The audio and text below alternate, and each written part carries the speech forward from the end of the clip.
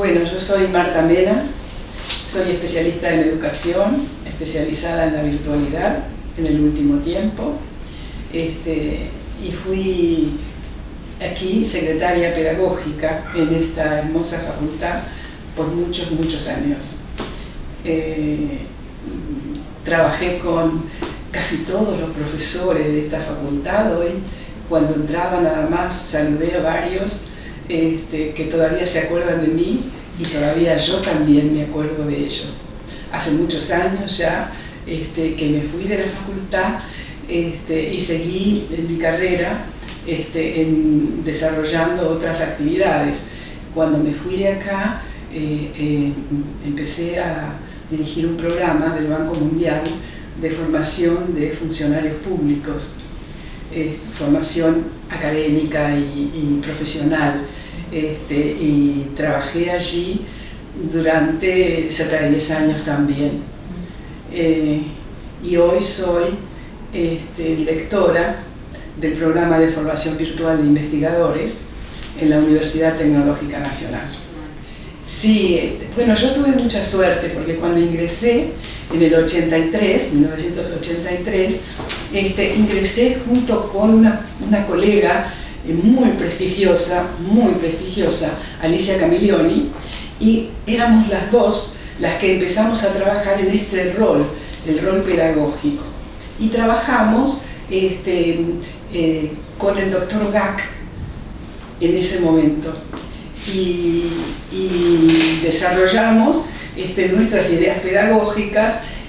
Muchas veces teníamos que supervisar entregas de planes de trabajo, etc. Y muchas veces también tener reuniones con profesores o dar alguna charla, alguna conferencia, algún pequeño curso, introduciéndonos lentamente, introduciendo a la facultad lentamente en estas cuestiones más pedagógicas. Había, en general, los profesores, cuando se sumaban a nuestras propuestas, se sumaban muy entusiastamente. Evidentemente eran los que estaban más interesados en cuestiones pedagógicas, en revisar su impronta pedagógica o su impronta para dar las clases. Fue una tarea muy interesante. En los comienzos fue muy variada. Cuando el director necesitaba que revisáramos algún documento, nosotras no solo lo revisábamos, sino que dábamos nuestra opinión, y a partir de esa opinión muchas veces se generaban otras reuniones y se mejoraba las propuestas. No siempre todos los profesores al principio, supongo yo, que entendieron lo que significaba que la facultad iniciara un equipo mínimo, pero un equipo pedagógico.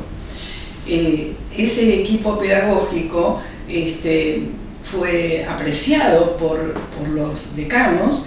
Ustedes tienen que tener en cuenta que el primer decano con el que yo trabajé aquí fue el que luego fue el rector de la universidad.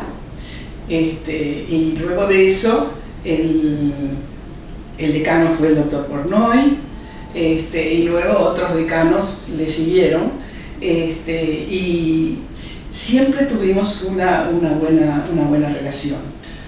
Bueno, sí, en primer lugar Alicia Camilioni y yo fuimos las primeras que duramos bastante tiempo sin otras personas, pero luego se sumaron, sí, Adriana Murrielo, bueno, no me voy a acordar de todo el equipo. Sí, estuvo Alicia Garro, que era una profesora de historia de aquí, de la facultad, pero claro. Y ella estuvo luego cuando nos nombraron secretaría pedagógica. Alicia era una de las secretarias importantes de esta secretaría pedagógica. Y sí, el equipo era muy grande.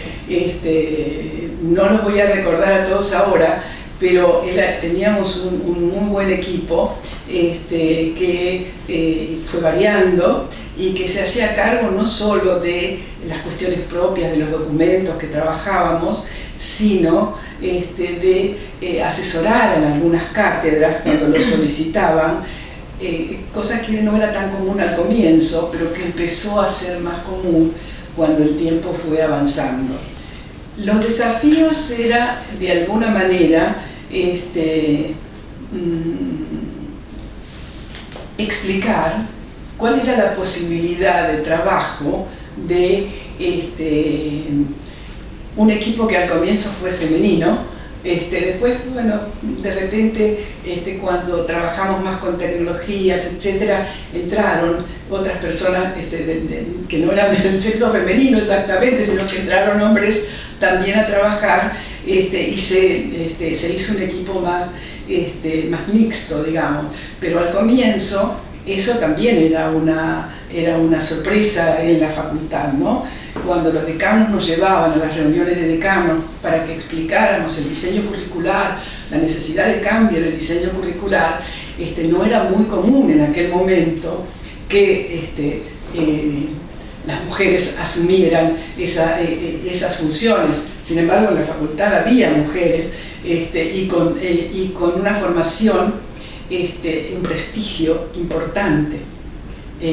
No eran exactamente las de la Secretaría Pedagógica, pero sí como profesoras de la facultad, y con ellas hemos podido trabajar. Bueno, Gasparri, por ejemplo, personas, otras también, que no voy a hablar de todas, pero que se acercaron mucho a la Secretaría Pedagógica y nos apoyaron. Eso fue importante. Ahora, no fue una larga carrera, digamos, y una evolución lenta desde aquel 1983, luego de pasar por los distintos decanatos, fuimos ocupando distintos roles en la medida en que la facultad fue advirtiendo que la dimensión pedagógica era también una dimensión importante. Tuvimos que trabajar mucho para entender, digamos, la dimensión pedagógica desde una visión política, desde una visión económica, es decir, tuvimos que aprender mucho. Y yo estoy muy feliz de haber aprendido muchas cosas, porque cuando terminamos nuestras carreras universitarias pedagogas, hay muchos temas en los que todavía no nos manejábamos bien.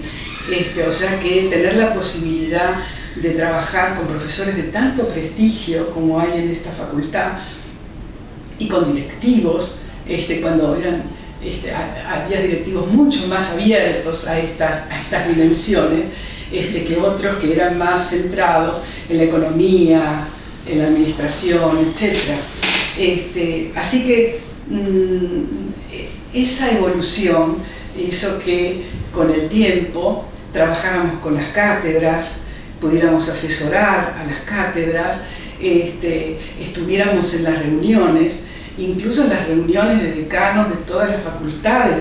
Normalmente, uno de los primeros decanos con los que estuve, el doctor Pornoy, cuando iba a las reuniones de decano, me invitaba y yo estaba allí, y de repente las demás facultades de ciencias económicas del país no tenían una personas o no estaban allí presentes en términos generales de educación, digamos.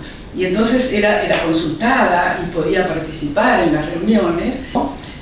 Fui conociendo a las otras facultades y muchas veces era consultada por los otros decanos o invitada por los otros decanos a reuniones en las distintas facultades económicas del país. Yo no conocí, es posible que sí y que nos hayamos perdido de conocerla, pero sí había profesores y profesoras con ideas, ¿no? Sí. Con ideas, con dudas y con necesidad de ir más allá de dominar la ciencia económica. Querían que la relación pedagógica, y uno se daba cuenta con las preguntas que los profesores nos hacían o con las dificultades que nos venían a plantear relacionadas con su cátedra, con la profundidad de la temática, con la forma de evaluación, con la relación con algunos estudiantes. Es decir, uno sentía que había algún germen en la docencia, ¿no?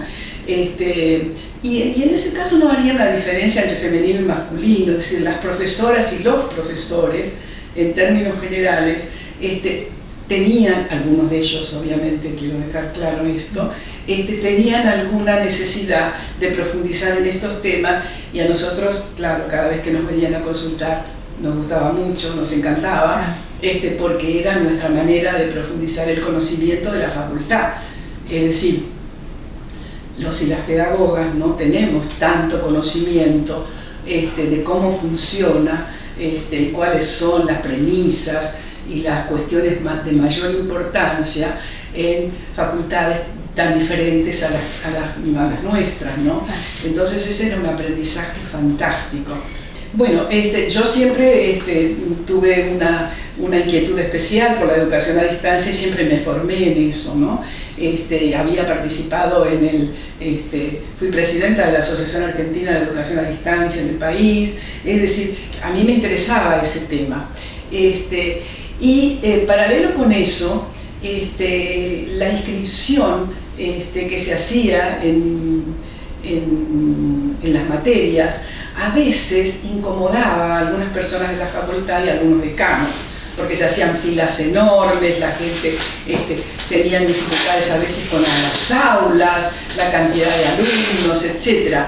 Entonces yo en algunas reuniones introduje la idea y dije, bueno, tal vez algunas de las asignaturas de la facultad sean viables para enseñarlas de una manera diferente. ¿Cómo es eso? Entonces tenía esta labor de empezar a explicar cómo funcionaba la educación a distancia, mostrar los antecedentes en el mundo, cómo universidades de Inglaterra o de cualquier otro país del mundo tenían excelentes programas de educación a distancia con mucho prestigio en todo el mundo. Eso no pasó las primeras veces. Las primeras veces era explicar, pero no había como del otro lado un timing de decir, puede ser. Hasta que la realidad, como pasa hoy en día cuando se introduce la educación a distancia, nadie dudó durante la pandemia de los resultados que se pudieron obtener y las falencias que se dejaron de lado cuando pudo desarrollarse la modalidad. Y en esos casos también, ¿no? Es decir que lentamente se empezó a ver que algunas dificultades que tenían con las aulas, con la cantidad de alumnos, etc., podían manejar de otra manera que seguir con la presencialidad absoluta. Eso hizo que yo también fuera empática con sus ideas, porque entendía que durante tantos años habían desarrollado eso. Introducir una nueva modalidad de golpe no era una cuestión tan fácil. Entonces les propuse que no fuera una educación a distancia total, sino que una semipresencialidad. Y entonces había algunos días de clase y algunos días de trabajo que se planeaba, que se planificaba, etc. Y en eso tuvimos rol de formar a los profesores, a los que aceptaban trabajar con esta modalidad. Los formamos, tuvimos trabajo con ellos, pequeños cursos, asistencia todo el tiempo, revisión de sus planes y fundamentalmente algo muy importante es que les hicimos preparar documentos. Y entonces esos documentos eran pequeños libros. Desafortunadamente hoy no hay aquí ninguno, pero la biblioteca está. Ese fue un trabajo muy grande, ¿no? Porque no era simplemente ir al aula a dar clase, sino que ahora había que pensar la clase y volcarla en las partes que eran necesarias de volcar en un texto, y ese texto se le daba al alumno y el alumno podía seguirlo. Y cualquier duda, o la introducción, o cualquier duda después de eso se hacía en las clases presenciales. O sea, como era una semipresencialidad al comienzo, los profesores empezaron a ver que esto podía dar resultado. Y hubo una sorpresa bastante grande. Nosotras, además, la gente de la Secretaría Pedagógica siempre miraba con preocupación la falta no era la falta de la cantidad de alumnos que en algunas materias no aprobaban. La desaprobación en algunas materias, las materias ya sabemos cuáles son, ustedes no hay ningún secreto en esta facultad, las de matemáticas muchas veces, hay una gran cantidad de alumnos que no la puede aprobar de la primera vez, ni la segunda ni la tercera. Hacíamos un análisis de esta cuestión y de esta problemática que era seria en la facultad, alumnos que 10, 15 veces reprobaban una materia, y entonces decíamos, bueno, ¿por qué? ¿Por qué? ¿Por qué en la presencialidad, cuando están todo el tiempo con los docentes, resulta que tenemos esta deserción? Entonces, algunas de las materias que ofrecimos en esta modalidad nueva que desarrollamos, fueron algunas de esas materias que tenían grandes dificultades, grande cantidad de alumnos y mucha desaprobación. Y fuimos descubriendo que los profesores eran los mismos, porque las cátedras ponían a sus profesores, nosotros no los nombrábamos. Es decir, lo que hacíamos era darles algún entrenamiento en la educación a distancia, algunas explicaciones, etc. Y fue mejor la aprobación. Tomábamos los registros, porque bueno, había como investigación en la Secretaría, todo el mundo tomaba todos los resultados, los comparaba y resulta que había una mejor aprobación. No digamos que se superaban todos los problemas, porque esto no hay ninguna modalidad que sea una solución absoluta y que haga maravillas, pero descubrimos que era menor el tema de alumnos que a lo mejor tenían 15 desaprobaciones o 10 desaprobaciones anteriores, y digo el nombre, pero nadie se vaya a enojar porque no era el único, pero matemática, análisis matemático, cualquiera de estas, tenían un número alto de alumnos que no lograban aprobar. Eso daba cuenta ante la facultad de profesores muy exigentes, de una buena enseñanza, de que no se aprobaba cualquiera. Esto era muy valioso, pero también era preocupante al mismo tiempo. Y entonces preguntábamos ¿por qué? ¿Por qué si esos alumnos en otras no les pasaba lo mismo? ¿Qué era lo que tal vez faltaba? Y que a lo mejor, pudiendo hablar con los profesores del presencial, al darnos cuenta de qué era lo que pasaba, pudiéramos resolverlo. Y para eso hacíamos el pasaje por esta modalidad que era semipresencial, no era absolutamente a distancia. Y pudimos realmente comprobar esto, y entonces más profesores se acercaron y a veces teníamos más. Cantidad de inscritos siempre teníamos muchos. Los alumnos son los primeros que la aceptaron. Esta fue una sorpresa para nosotros, también no sabíamos, porque no era una cosa muy común en las facultades, en la Universidad de Buenos Aires, en la facultad, no era una cosa muy común. Se tenía un concepto de la educación a distancia o de este tipo de modalidades que no eran absolutamente presenciales, como que, bueno, el que no puede, el que no, claro. Entonces, o que podría ser una modalidad de aprobación fácil, por ejemplo, y esto inmediatamente quedó claro que no era así.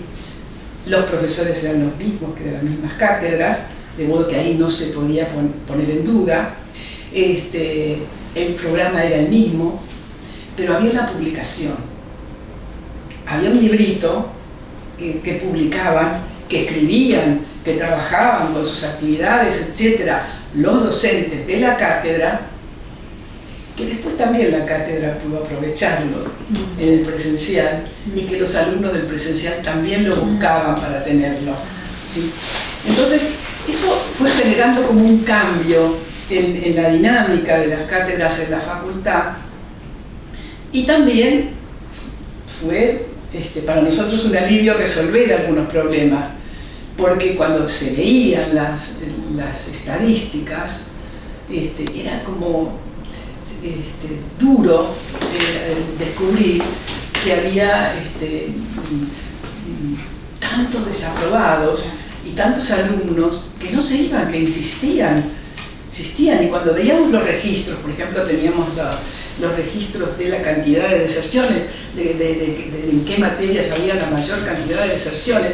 No había muchas materias, no eran solo pocas, pero algunas que son estas que siempre en la presencialidad los alumnos dicen, bueno, estas materias son difíciles de sortear, son difíciles de aprobar, porque son muy exigentes o porque tienen una impronta de mayor exigencia o de mayor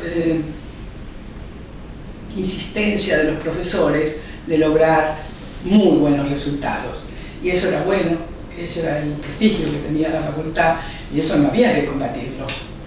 Eso había que conseguir la manera, la forma de lograr los mismos resultados, pero cambiando algo, cambiando la estrategia. Y bueno, así entró la educación a distancia, y luego, bueno, fueron otras cátedras por otros motivos que por la cantidad de alumnos que había, por otras cuestiones. Esa fue directamente una idea mía, así también, decir que tantos docentes venían a consultarnos y nosotros íbamos a hablar con ellos, a veces los decanos nos pedían, o había en las reuniones surgía algo, y yo estaba en la reunión y entonces decía, pero esta cuestión, pero a nosotros nos interesaría. Bueno, entonces esos profesores venían a la secretaría, teníamos reuniones, a veces organizábamos, bueno, yo he planteado muchas reuniones acá, reuniones que se hacían directamente en el salón de actos, sobre temas, y venían de otras facultades también, y tomábamos temas que eran importantes para la facultad. Y entonces, bueno, después pasó el tiempo, pasó mucho tiempo, empecé a pensar que estábamos en la posibilidad de ofrecer algunos cursos regulares, y alguna vez hicimos algunos sin ser carrera docente, ¿no? Decíamos, bueno, vamos a dar un curso y venían muchos docentes. Y no solamente, significa que no solamente docentes jóvenes, que son los que empezaban, sino de vez en cuando venían otros profesores que ya tenían mucha experiencia y dinamizaban enormemente las clases, obviamente, profesores con mucho conocimiento y con experiencia en la facultad. Entonces, ahí se me ocurrió pensar que teníamos que consultar. Obviamente nunca hice nada sin consultar con los decanos, ¿no? Y con los secretarios. Entonces, cuando vi que sí, que había posibilidad, empezamos a diseñarla y la ofrecimos, fue aceptada, pasó por todas las instancias, el consejo directivo, etc. Y fue aceptada y comenzamos con eso y estuve muy contenta con eso. Y sé que muchos docentes también. Sé que siguió funcionando, y que a mí fue una de las cosas que más me alegró, ¿no? Porque eso fue como mostrar la introducción de un cambio, y que si yo comparo con cuando entré en el 83, que pedagogas, pedagogía, esto es economía, claro, bueno, como resultado yo también a veces entendía más la economía, tengo que decirlo, porque yo decía economía también cuando entré. Es decir, que fue una relación del equipo con el equipo y los docentes de la facultad que fue muy productiva, yo pienso, ¿no? Bueno, siempre participaba en las reuniones, ¿sí? Y me daban un lugar, es decir, cuando, por ejemplo, en la cantidad de horas de las cátedras, en los programas, en la forma que había que tener de presentar los programas, cómo los programas había que fundamentarlos, cómo había que imponer en los programas la forma pedagógica de desarrollo, ayudados con la carrera docente ya y con las cosas que íbamos avanzando. Fue como la cristalización del cambio, ¿no? Uno veía venir el cambio cuando se trabajaba y se asesoraba, pero cuando los equipos que estaban trabajando, que eran decanos, secretarios, los representantes de los estudiantes en las reuniones, que cada cual defendía un aspecto diferente, ¿no? Ya sabemos la cantidad de horas los estudiantes, la cantidad de contenido los docentes, es decir, esto era entonces ahí como que yo estaba en el medio y muchas veces me consultaban cuál era mi opinión al respecto. Y para mí fue muy importante, muy interesante también.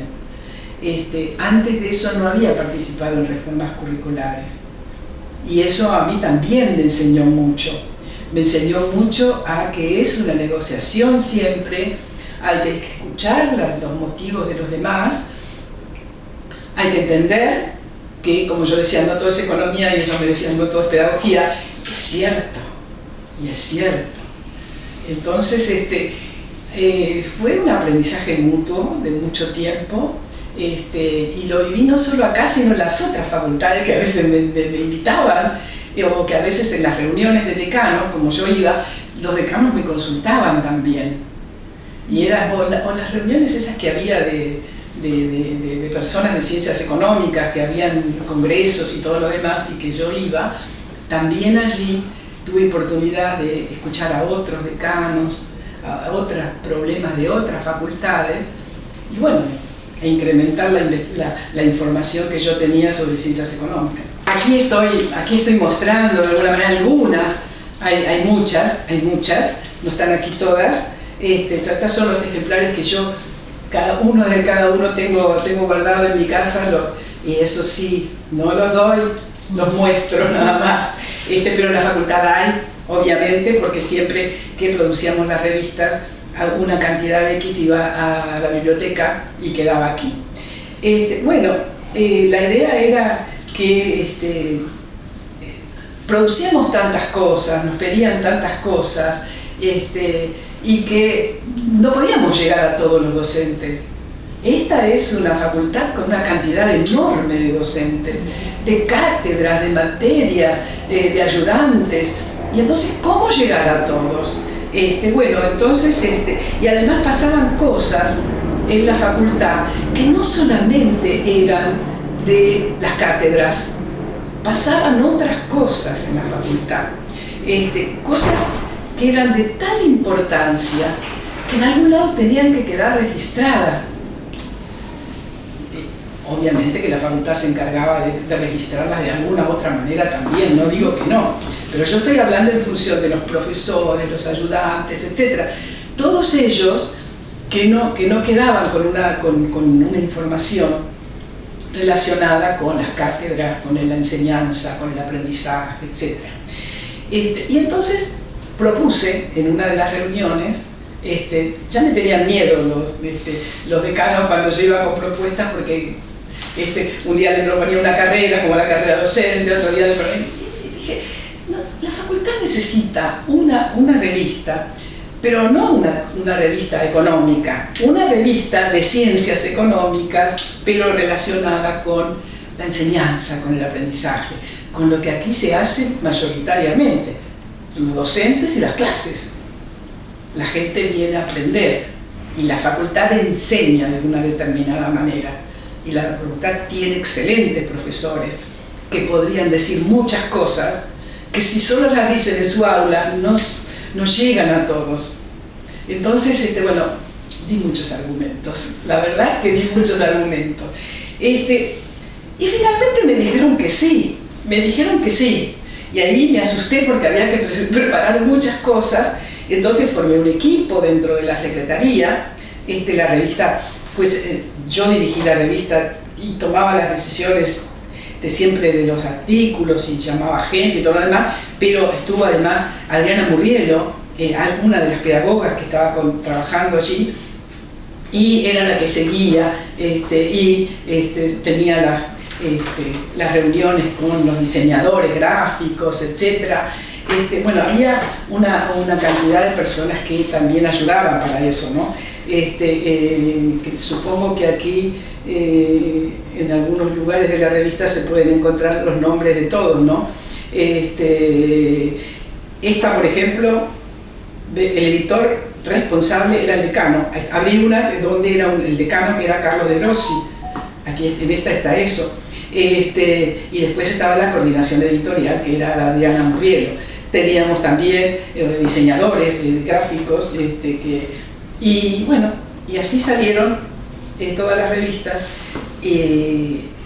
Hubo entrevistas a otros decanos, hubo entrevistas a otros rectores, a personalidades de la ciencia, que lográbamos que nos aceptáramos, íbamos, les hacíamos la entrevista, y la entrevista quedaba, o algunos que escribían directamente para profesores que han escrito en estas revistas, y hechos que sucedían en otros lugares, en otros países y en otras facultades.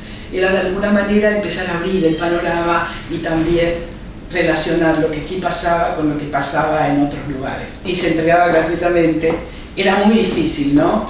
En primer lugar, yo siempre me pareció una maravilla, por eso siempre quería y aprobaba tanto las cosas de esta facultad, porque, bueno, esto costaba dinero, y la facultad estaba dispuesta a permitir que esto se hiciera. Obviamente que el dinero que hacía falta era para imprimirlo, para la revista. Nadie cobraba por hacer nada de esta revista, ¿sí? Pero lo hacíamos con tanto cariño y con tanta alegría, que era fantástico para nosotros. Así que el tema de cómo distribuirla, poníamos en la sala de profesores montañitas, se desaparecían inmediatamente y eran repuestas, ¿sí? Cuando la revista salía, mandábamos a los directores de departamento, distribuíamos entre las distintas instancias de la facultad ejemplares para que ellos distribuyeran a su vez. Y muchos venían a la Secretaría Pedagógica, si no la encontraban en otro lado, obviamente que estaba en decanato, en las direcciones, estaba en todos lados.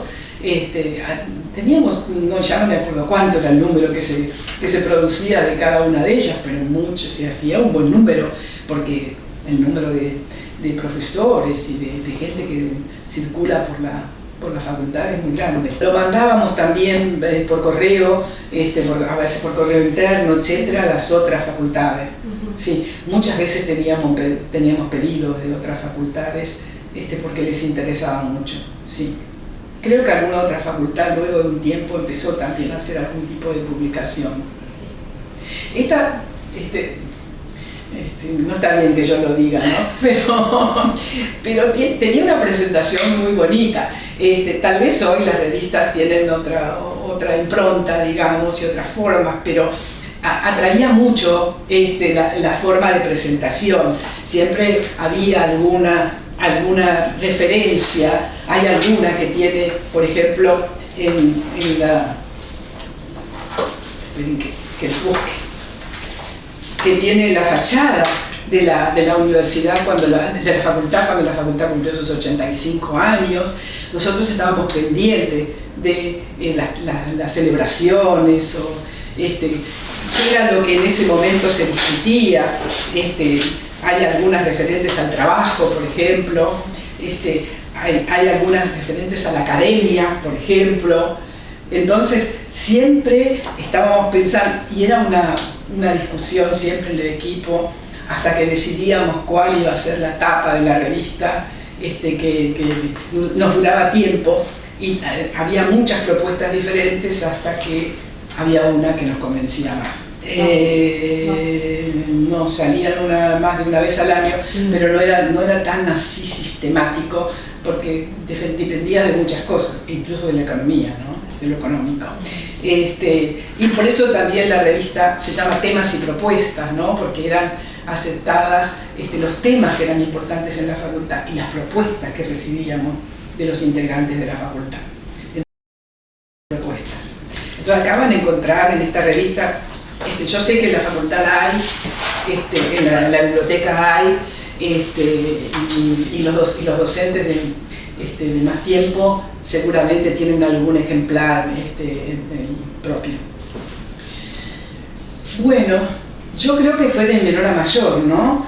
Es decir, fue una tarea nada fácil al principio. Al principio, como dije, yo trabajaba en el mismo escritorio que Alicia Camillioni, trabajábamos juntas, y todos saben que Alicia Camillioni ha sido la secretaria académica en la UBA, directamente en el rectorado, estuvo acá un tiempo, y luego de un tiempo, cuando Shuberov, que había sido el primer decano de esta facultad cuando yo ingresé, luego de aquí pasó directamente a ser rector. Y Shuberov dijo, me llevo las pedagogas, y Gag dijo una, se llamó Alicia Camillioni, y yo me quedé, en ese momento me quedé sola en toda la facultad desde lo pedagógico, ¿no? Y cuando empecé a presentar inquietudes, etc., empezó de alguna manera a ingresar otras personas en el equipo. Y lentamente el equipo se fue ampliando. Y ahí yo no era secretaria en ese momento, era la persona que asesoraba lo pedagógico. Cuando Gag pasó a ser secretario académico, también fui allí entonces, porque al principio Gag trabajaba en lo de posgrado, y ahí estaba yo al principio, como con Alicia Camillioni, y después fuimos a la Secretaría Académica, y ya después, entonces, al principio no fui secretaria pedagógica, fui subsecretaria, me parece que fui subsecretaria, sí, y después me ascendieron a secretaria pedagógica, con los años, obviamente, estoy hablando, muchos años. Y entonces fue de esa cosa sencilla de revisar documentos en un espacio de la facultad a empezar a influir un poco más en lo pedagógico y empezar a visualizar la posibilidad de ampliar y de establecer un programa de trabajo para toda la facultad. Y eso fue escalando hasta que una secretaría pedagógica, y luego las cosas que ustedes mismos me preguntaron, las cosas que surgieron y que alguien de ciencias económicas se pregunta ¿por qué en ese momento? No es que no le parecía bien, pero de alguna manera era una cosa que no se daba normalmente y que de repente empezó a permear los distintos estratos de la facultad y empezó a hablarse de ellos, ¿no? Entonces venían a golpear la puerta de la secretaría, estamos en un lugar y enfrente estaba la secretaría, y venía mucha gente diferente, incluso cuando alguna gente del exterior que venía, no simplemente de Argentina, del exterior, que por algún motivo se había enterado de que había una secretaría pedagógica, también venía y tenía, o gente que me conocía del exterior, porque al trabajar en educación a distancia, yo era miembro del Consejo Mundial de Educación a Distancia, y estuve en el consejo directivo del Consejo Mundial, que estaba en Oslo, en Noruega, muchos años, y cada año que había la conferencia mundial, yo viajaba para participar donde se hiciera. Fui a muchos lugares del mundo donde se hizo la conferencia mundial, pero además, al ser miembro del comité ejecutivo, cuando había reuniones de comité ejecutivo, no es como ahora que se hacen virtuales, se hacían presenciales. Entonces yo viajaba a Oslo, a Noruega, para estar en las conferencias, en esas reuniones de comité ejecutivo. Y ahí también veían con asombro el trabajo que yo estaba haciendo dentro de una facultad de ciencias económicas. Porque en general los que estaban allí eran con universidades que tenían mucho de educación a distancia o que eran de educación a distancia. De la Open University del Reino Unido.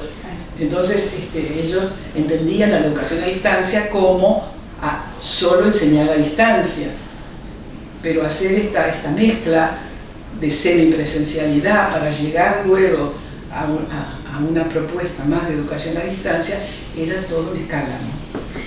Bueno, sí, son cosas que hay que trabajar, ¿no?